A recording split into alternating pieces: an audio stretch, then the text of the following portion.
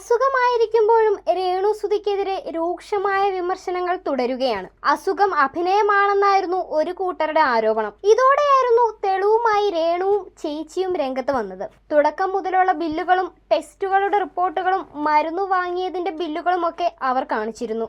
15-ാം വയസ്സിൽ വന്നൊരു മുഴയാണ് ഇപ്പോൾ ക്യാൻസറായി മാറിയത്. അന്ന് ഡോക്ടറെ കണ്ടപ്പോൾ ഇത് സർജറി ചെയ്ത് മാറ്റണമെന്ന് പറഞ്ഞതായിരുന്നു.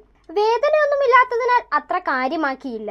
അടുത്തിടെ രൂപമാറ്റം വന്നപ്പോഴാണ് വീണ്ടും ഡോക്ടറെ കാണുന്നത്. അതിനുശേഷം നടത്തിയ പരിശോധനയിലാണ് അസുഖം കണ്ടെത്തുന്നത്. വൈകാതെ തന്നെ കീമോയും തുടങ്ങിയിരുന്നു.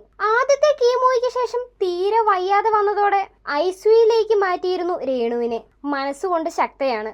ഈ അവസ്ഥയും കടന്നുപോകും. ജീവിതത്തിലേക്ക് തിരികെ വരും. മകനു വേണ്ടി തിരികെ വന്നേ പറ്റൂ എന്ന് രേണു പറഞ്ഞിരുന്നു. ഇൻസ്റ്റഗ്രാമിലും വ്ളോഗിലൂടെയുമായിരുന്നു രേണു തന്റെ കാര്യങ്ങളെല്ലാം പങ്കുവെക്കുന്നത്. പ്രിയപ്പെട്ടവരെല്ലാം രേണുവിന് പിന്തുണ അറിയിച്ചിരുന്നു. നേരിൽ കാണാനും ഫോണിലൂടെയൊക്കെയുമായി ആരൊക്കെ കൂടെ ഉണ്ടെന്ന് രേണു വ്യക്തമാക്കിയിരുന്നു. ഈ അവസ്ഥയിലും അവരെ വേദനിപ്പിക്കരുതെന്നായിരുന്നു എല്ലാവരും ഒരുപോലെ പറഞ്ഞത്. ഇപ്പോഴിതാ രേണുവിന്റെ അടുത്ത സുഹൃത്തായ ശാരികയും പുതിയ വീഡിയോയുമായി രംഗത്തെത്തിയിരിക്കുകയാണ്.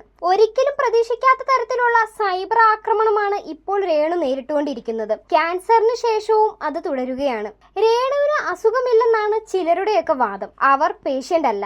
അവർക്ക് അസുഖമില്ലെന്ന് വരുത്തി തീർക്കാൻ ആർക്കാണ് ഇത്ര താല്പര്യം?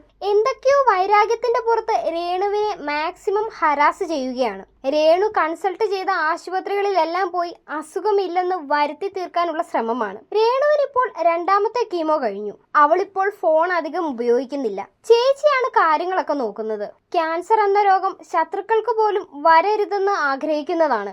അങ്ങനെ ഒരു രോഗമാണത്. മനുഷ്യനെ വെറും പുഴുവാക്കുന്ന രോഗം. നീയൊക്കെ വെറും പുഴുവാണ്, അധികം അഹങ്കരിക്കേണ്ടെന്ന് പറയുന്ന അസുഖം. കഴിഞ്ഞ 2 വർഷമായി രേണുസുതിയെക്കുറിച്ച് വീഡിയോ ചെയ്ത് കാശുണ്ടാക്കിയവർ കുറെ പേരുണ്ട്. കരിയറിൽ പീക്കിൽ നിൽക്കുന്ന ടൈമിലാണ് രേണുവിന് അസുഖം സ്ഥിരീകരിക്കുന്നത്. എനിക്ക് ക്യാൻസർ ആണ്, ഞാൻ മരിച്ചാൽ ഋതപ്പന്റെ കാര്യം എന്ന് പറഞ്ഞ് പൊട്ടിക്കരഞ്ഞിട്ടുണ്ട് രേണു. ഞാൻ മരിച്ചാൽ എനിക്ക് കുഴപ്പമില്ല, ഋതപ്പൻ എന്തു ചെയ്യും? അവന് അച്ഛൻ പോലുമില്ല. കരിയറിന്റെ പീക്കിൽ നിൽക്കുന്ന ടൈമിൽ ക്യാൻസർ ആണെന്ന് ആരെങ്കിലും പറയുമോ?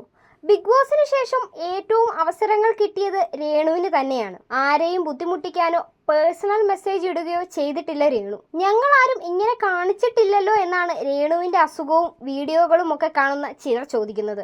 ക്യാൻസർ പേഷ്യൻസിന് മോട്ടിവേഷൻ ആണ് രേണു കൊടുക്കുന്നത്. അവരെ എങ്ങനെ തെറ്റിദ്ധരിപ്പിച്ചെന്നാണ് പറയുന്നത്. വിഗ് വെച്ച് വേദന കടിച്ചമർത്തി സന്തോഷത്തോടെ വീഡിയോ ചെയ്തതാണോ രേണു ചെയ്ത തെറ്റ്? തന്റെ വേദനയും വിഷമതകളും പുറമേ കാണിക്കാതിരിക്കുന്നത് അപരാധമാണോ? ഇതും കടന്നു പോവും എന്ന് പറഞ്ഞ് സങ്കടപ്പാട്ടുകളൊക്കെ ഇടണമെന്നാണോ എല്ലാവരും പറയുന്നത്? ക്യാമറയ്ക്ക് മുന്നിൽ സന്തോഷത്തോടെ ആടിപ്പാടാനാണ് രേണുവിനിഷ്ടം. അതാണ് അവർ ചെയ്യുന്നത്. ഭയങ്കര ഭീകരമായിട്ടുള്ളൊരു അസുഖമാണ് ക്യാൻസർ. അങ്ങനെ ഒരു അവസ്ഥ വരരുതേ എന്നാണ് പ്രാർത്ഥിക്കേണ്ടത്. അതിനിടയിലാണ് അതിനോട് പൊരുതുന്ന ഒരാളെ ഇങ്ങനെ പറയുന്നത് എന്നുമായിരുന്നു ശാരികയുടെ പ്രതികരണം.